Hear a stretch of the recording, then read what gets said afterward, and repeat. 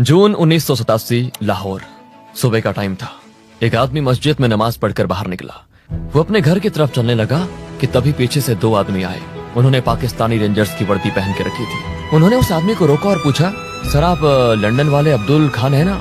जैसे ही उस आदमी ने हाँ कहा, दोनों ने तुरंत पिस्टल्स निकाल लिए और अगले ही पल उस पर लगातार गोलियां चला दी गई। कुछ ही सेकंड्स में वो आदमी वहीं जमीन पर गिर गया और उसकी मौत हो गई। वो दोनों रेंजर्स रॉ के दो अननोन गनमैन थे और जिसे मारा गया था वो आईएसआई का सबसे बड़ा टेररिस्ट था। ये भारत का सीक्रेट मिशन था, ऑपरेशन हॉर्नेट। 4 नवंबर 1984, पेरिस, फ्रांस। पेरिस के एक छोटे से कैफे में टीवी पर ब्रेकिंग न्यूज चल रही थी। एंकर बता रहा था कि फ्रांस के प्रधानमंत्री लॉरेंट फेबियस इंदिरा गांधी की हत्या के बाद उनके अंतिम संस्कार में शामिल होने के लिए भारत जा रहे हैं। कैफे में बैठे लोग चुपचाप ये न्यूज देख रहे थे, लेकिन एक कोने में बैठा आदमी टीवी की तरफ बिल्कुल ध्यान नहीं दे रहा था। उस आदमी के सामने कुछ कॉन्फिडेंशियल डॉक्यूमेंट्स खुले पड़े थे। ये आदमी कोई आम शख्स नहीं था। ये था रॉ का अंडरकवर एजेंट संजीव जिंदल। कुछ दिन पहले जिंदल लंदन में एक ब्रिटिश ऑफिसर से मिला था, क्लार्क लंदन इमिग्रेशन ऑफिस में काम करता था और उसका काम था ब्रिटेन में बैठकर इंडिया के खिलाफ काम कर रहे लोगों की इंफॉर्मेशन निकालकर जिंदल तक पहुंचाना। क्लार्क की आखिरी रिपोर्ट एक नाम पर सेंटर्ड थी, अब्दुल खान, एक पाकिस्तानी हैंडलर जो लंदन में बैठकर भारत के अंदर टेरर नेटवर्क्स को चला रहा था। रिपोर्ट्स के मुताबिक अब्दुल खान इंडिया से आए खालिस्तानीज को आईएसआई के सीनियर ऑफिसर से डायरेक्टली कनेक्ट कर रहा था और ये सारी मीटिंग्स अक्सर उसके घर पर होती थी और हर मीटिंग के बाद पंजाब में एक नया अटैक होता था। रिपोर्ट में एक और नाम बार बार सामने आ रहा था, पीएन संधू, इंडिया से आया हुआ एक खालिस्तानी ऑपरेटिव जो लगातार आईएसआई के कांटेक्ट में था। कैफे में बैठकर जब जिंदल ने ये रिपोर्ट्स पढ़ी तो उसका खून खौल उठा। वो लगातार दिल्ली हेडक्वार्टर्स को ये इंटेलिजेंस भेज रहा था, लेकिन वहां से कोई रिस्पॉन्स नहीं आ रहा था। उस वक्त राजीव गांधी भारत के नए प्रधानमंत्री बन चुके थे। दिसंबर 1984, दिल्ली रॉ हेडक्वार्टर्स में सीनियर ऑफिसर अनुज भारद्वाज जिंदल के भेजे हुए अब्दुल खान से जुड़े कॉन्फिडेंशियल रिपोर्ट्स पढ़ रहे थे। रिपोर्ट्स पढ़कर खत्म होते ही भारद्वाज ने बिना वक्त गवाए एक ऑर्डर दिया, एजेंट जिंदल को तुरंत दिल्ली बुलाया जाए। कुछ दिनों के बाद जिंदल दिल्ली पहुंच चुका था। रॉ हेडक्वार्टर्स के एक सिक्योर रूम में उसकी मुलाकात अनुज भारद्वाज से। भारद्वाज सीधा सवाल पूछते हैं, जिंदल और जिंदल बिना झिझक जवाब देता है, सर हमें किसी भी कीमत पर पीएन संधू को पकड़ना होगा। पाकिस्तान और आईएसआई उसके साथ मिलकर भारत में कुछ बहुत बड़ा करने वाला है। भारद्वाज पूछते हैं, तुम श्योर हो? तो जिंदल कहता है कि yes sir, ISI chief Akhtar Abdul Rahman खुद संधू को सुपरवाइज कर रहा है। भारद्वाज फिर पूछते हैं, तो प्लान बताओ, और जिंदल सारा प्लान समझा देता है। अनुज भारद्वाज इस ऑपरेशन को ग्रीन सिग्नल दे देते हैं और इसी पल एक नया कोवर्ट मिशन जन्म लेता है। इस मिशन का नाम रखा जाता है ऑपरेशन हॉर्नेट। कुछ ही हफ्तों के बाद जिंदल लंदन पहुंच जाता है। एक बिल्डिंग के अंदर पार्किंग लॉट में उसकी मुलाकात होती है एक आदमी से, एजेंट मोहन को खुद अनुज भारद्वाज ने ट्रेन किया था और वो पहले भी कई हाई रिस्क सक्सेसफुल ऑपरेशंस का हिस्सा रह चुका था। ऑपरेशन हॉर्नेट को 2 हिस्सों में बांट दिया गया। पहला इंटेलिजेंस कलेक्शन, इसकी जिम्मेदारी थी क्लार्क ली और एजेंट मोहन के पास। दूसरा कोवर्ट ऑपरेशन, इस पूरे फेज को सुपरवाइज करने का जिम्मा दिया गया था एजेंट संजीव जिंदल को। 2 साल पहले 1983, वियना, ऑस्ट्रिया। उस वक्त एजेंट जिंदल वियना शहर में एक्टिव था। इस फेज में उसका कोड नेम कुछ और था। वियना में रहकर काम करते हुए जिंदल ने एक नाम आइडेंटिफाई किया, आसिफ खान, एक पाकिस्तानी जो ऑस्ट्रिया में रहकर भारत के खिलाफ आतंकवादी एक्टिविटीज को फाइनेंस कर रहा था। और अब यहाँ पे डायरेक्ट अरेस्ट पॉसिबल नहीं था, इसीलिए जिंदल ने एक साइलेंट एलिमिनेशन प्लान बनाया। प्लान का सेंटर थी रॉ की एक एसेट सोफी।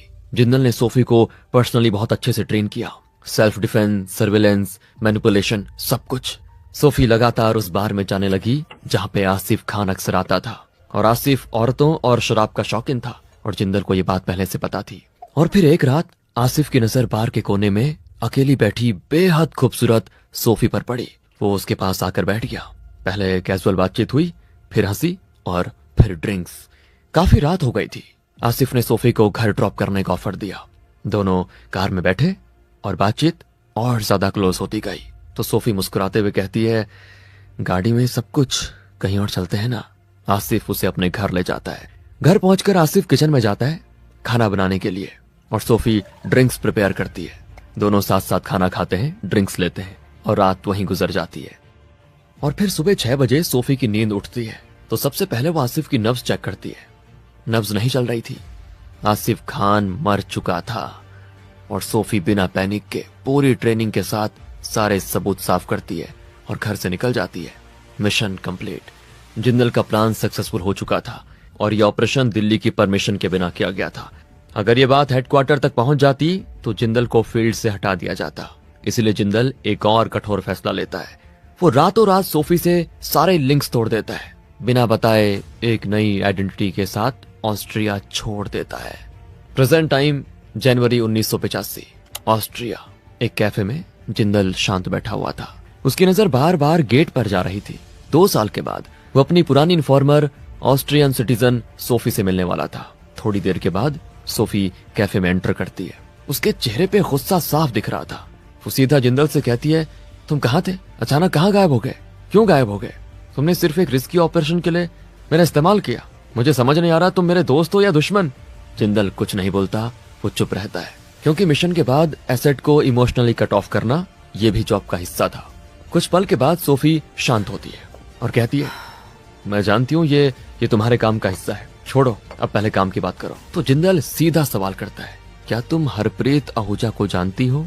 तो सोफी थोड़ा सोच कर कहती है, हाँ वो हमारे एनजीओ में काम करता था लेकिन अब नहीं। जिंदल टेबल के नीचे से एक लिफाफा निकालता है। अंदर $10,000 होते हैं। वो कहता है कि किसी भी तरह इस आदमी का पता लगाना है। सोफी लिफाफा उठाती है, बस इतना कहती है, तुम्हारा काम हो जाएगा, और कैफे से चली जाती है। दरअसल हरप्रीत आहूजा भारत का एक सिख युवक था। ऑस्ट्रिया आने से पहले वो कैलिफोर्निया में रह रहा था, जहां वो एक बिजनेसमैन अवतार सेठी के यहां काम करता था। अवतार सेठी वो आदमी जो बीएन संधू के पूरे नेटवर्क को फाइनेंस करता था। हरप्रीत ने लगभग 1 साल तक सेठी के साथ काम किया। फिर एक दिन अचानक हरप्रीत कैलिफोर्निया से गायब हो गया। उसी दिन से एजेंट जिंदल हरप्रीत आहूजा को ट्रैक कर रहा था। जिंदल वापस पेरिस आ जाता है। वहीं से वो एजेंट मोहन को कॉल करता है तो मोहन एक बड़ी अपडेट देता है। वो बताता है कि उन्होंने अब्दुल खान के घर काम करने वाले माली तारिक सिद्दीकी को पैसों का लालच देकर अपना एसेट बना लिया और तारिक सिद्दीकी अब मोहन को हर छोटी बड़ी इंफॉर्मेशन देने लगा था। कौन अब्दुल खान के घर आ रहा है, किस टाइम, कौन सी गाड़ी और गाड़ी का नंबर तक। इन लोगों में सिर्फ टेररिस्ट ही नहीं थे, आईएसआई ऑफिसर्स, पाकिस्तानी आर्मी के लोग और खालिस्तानी ऑपरेटिव्स तक शामिल थे। इंफॉर्मेशन के मुताबिक बीएन संधू लगातार अब्दुल खान के घर आता जाता था और अक्सर उसके साथ एक और इंडियन होता था, हरबख्श सिंह। और सबसे इंपॉर्टेंट बात, संधू और हरबख्श अगले महीने फरवरी में इस्लामाबाद जाने वाले थे। ये एक गेम चेंजिंग इंटेलिजेंस थी। जिंदल मोहन से कहता है, तुमने बहुत अच्छा काम किया है, कोशिश करो तारिक से ये भी करवाओ कि जो भी लोग अब्दुल खान के घर आते हैं उनकी फोटोज किसी तरह निकलवा लो। मोहन कोशिश करता है लेकिन तारिक मना कर देता है। फोटोज लेना मतलब सीधे मौत को दावत देना। लेकिन थोड़े और पैसों के बदले तारिक एक और चीज पर हाँ कह देता है। वो अब्दुल खान के घर आने वाली सारी चिट्ठियां और लिफाफे मोहन तक पहुंचाने का वादा करता है। ज्यादातर लेटर्स नॉर्मल इनविटेशंस होते हैं लेकिन एक लिफाफे के अंदर था अब्दुल खान का बैंक स्टेटमेंट। स्टेटमेंट से क्लियर हो जाता है कि पिछले काफी महीनों से अब्दुल खान हर महीने बीएन संधू और हरबख्श सिंह को पैसे ट्रांसफर कर रहा था। प्लान ए तो काम कर चुका था और अब बारी थी प्लान बी की। मार्च 1985 लंदन इमिग्रेशन ऑफिस के रिसेप्शन एरिया में एक आदमी नर्वस सा खड़ा था। उसका नाम था अमरजीत सिंह, हरबख्श सिंह का चचेरा भाई, वो भी एक खालिस्तानी था। अमरजीत काउंटर तक पहुंचता उससे पहले ही एक आदमी उसके पास आ जाता है। ये था क्लार्क ली। पिछले कई दिनों से क्लार्क की नजर अमरजीत पर थी और वो जानता था कि आज अमरजीत यहाँ पे आने वाला है। तो क्लार्क कैजुअली पूछता है, क्या बात है सर, काफी परेशान लग रहे हो, क्या मैं मदद कर दूं आपकी? मैं यही काम करता हूँ। तो अमरजीत थोड़ा हिचकिचाता है, फिर कहता है, सर मैं कब से असाइलम के लिए आ रहा हूँ लेकिन कोई मेरी बात सुन ही नहीं रहा। तो क्लार्क उसे अपने ऑफिस में ले जाता है। ऑफिस के अंदर पहले से एक और आदमी बैठा होता है, एजेंट मोहन। जैसे ही दरवाजा बंद होता है मोहन अमरजीत की गर्दन पकड़ लेता है और गुस्से में कहता है कि तू भारत में 4 पुलिस वालों को मार कर यहाँ आया है और एप्लीकेशन में लिख रहा है कि तुझे इंडियन गवर्नमेंट से प्रोटेक्शन चाहिए। अमरजीत बुरी तरह काम चाहता है। क्लार्क तुरंत मोहन को ऑफिस से बाहर भेज देता है। फिर वो अमरजीत के सामने बैठकर शांत आवाज में कहता है, देखो ये इंडियंस बहुत गुस्से में हैं। अगर चाहें तो तुम्हें अभी के अभी मार सकते हैं, लेकिन अगर तुम हरबख्श सिंह के खिलाफ हमारी मदद कर दो तो मैं भी तुम्हारी मदद कर सकता हूँ। अमरजीत की आवाज कांप रही होती है। वो धीरे से कहता है, सर मेरी पूरी फैमिली पंजाब में है, मेरे 2 छोटे बच्चे हैं, मैं बस उन्हें यहाँ लाकर एक सेफ जिंदगी और अच्छी एजुकेशन देना चाहता हूँ। क्लार्क कहता है, मैं हेल्प करूंगा तुम्हारी, लेकिन पहले मुझे हरबख्श के बारे में सब कुछ बताओ। तो अमरजीत कहता है, सर पाकिस्तान से लौटने के बाद हरबख्श पूरी तरह बदल गया है। उसके घर पर लगातार पाकिस्तानी आते रहते हैं, बस मुझे ये नहीं पता कि उनके बीच क्या बात होती है। सर हरबख्श की बातों में आकर मैं इस सब में फंस गया, मुझे खालिस्तानी बनना ही नहीं था। तो क्लार्क सीधा सवाल करता है, फिर तुम उसे रोकते क्यों नहीं? अगर वो पाकिस्तानियों से मिल रहा है तो इसका मतलब साफ है वो भारत के खिलाफ कुछ प्लान कर रहा है। तो अमरजीत रोती हुई आवाज में कहता है कि सर मेरी हालत देखिए, मैं बस पैसे के लिए उसके साथ हूँ, पैसे वही देता है।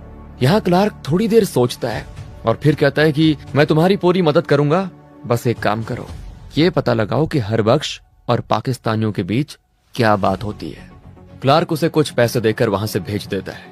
उधर पेरिस में एजेंट जिंदल मोहन और क्लार्क के काम से बड़ा खुश था, लेकिन एक बात उसे परेशान कर रही थी, सोफी। उससे मिले हुए लगभग 3 हफ्ते हो चुके थे, लेकिन अभी तक सोफी की तरफ से कोई खबर नहीं आई थी। अप्रैल 1985 अचानक जिंदल के फोन पर कॉल आता है। कॉल सोफी का था। वो सीधे कहती है, तुम्हें ऑस्ट्रिया आना होगा, मुझे कुछ बहुत ही इंपॉर्टेंट मिला है। 6 अप्रैल 1985 जिंदल ऑस्ट्रिया पहुंचता है। एक कैफे में उसकी और सोफी की मुलाकात होती है। सोफी कहती है, जनवरी में तुमसे मिलने के बाद मैंने हरप्रीत आहूजा को ट्रैक करना शुरू किया।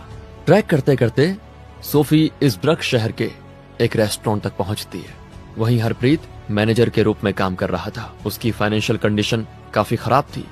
सोफी ने यह मौका देखकर उससे कहा, एक इंडियन बिजनेसमैन है जो इंपोर्ट एक्सपोर्ट का काम करता है, वो तुम्हारी मदद कर सकता है।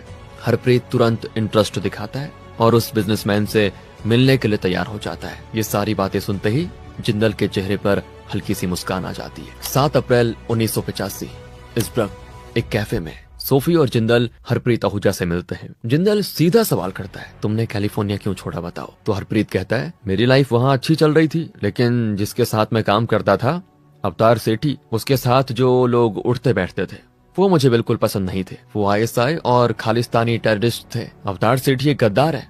वो बीएन संधू के साथ मिलकर भारत में आतंक फैलाने का काम कर रहा है। और उस पर जिंदल को पूरा यकीन हो जाता है कि हरप्रीत एक सच्चा देशभक्त है। इसीलिए जिंदल एक बड़ा कदम उठाता है। वो सच बता देता है कि मैं कोई बिजनेसमैन नहीं हूँ, मैं रॉ का एजेंट हूँ। और ये सुनते ही हरप्रीत बिल्कुल हैरान। तो जिंदल शांत आवाज में कहता है, देखो मैं चाहता हूँ तुम मेरे साथ काम करो। हरप्रीत काफी देर तक तो चुप रहता है, सोचता है, रिस्क को टटोलता है और फिर सिर हिला देता है, मैं तैयार हूँ। उधर लंदन में क्लार्क और मोहन का काम लगातार रिजल्ट्स दे रहा था।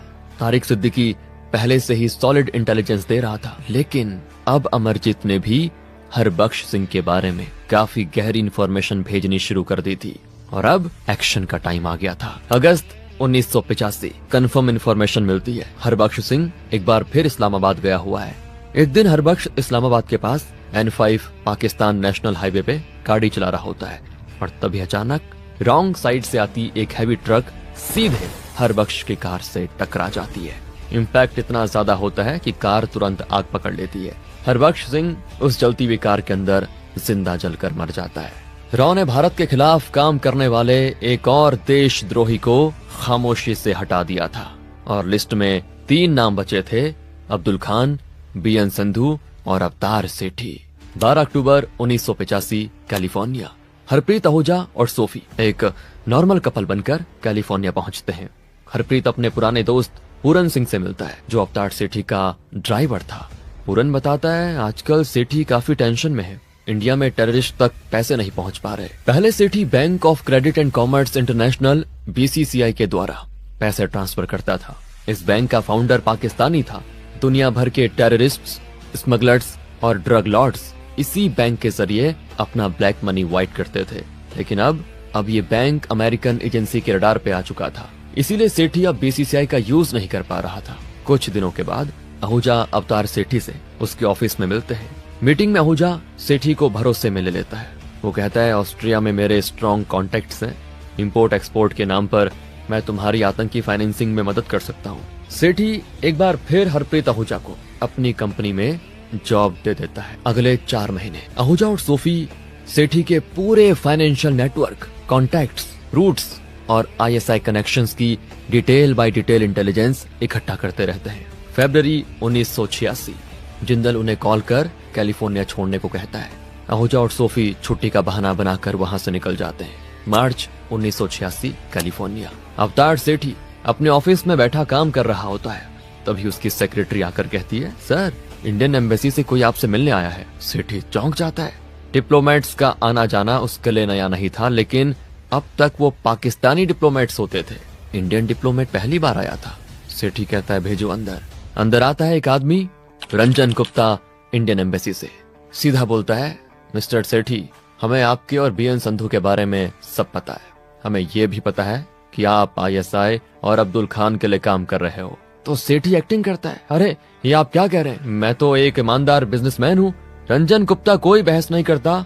वो एक फाइल उठाकर सीधा सेठी के टेबल पे पटक देता है। फाइल के अंदर बैंक रिकॉर्ड्स होते हैं, संधू और अब्दुल खान के साथ सारी फाइनेंशियल ट्रांजैक्शन के सॉलिड प्रूफ्स।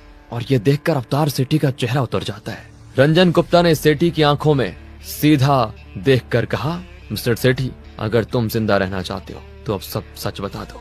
ये सुनकर अवतार सेठी बिल्कुल टूट जाता है। सारी एक्टिंग खत्म हो जाती है।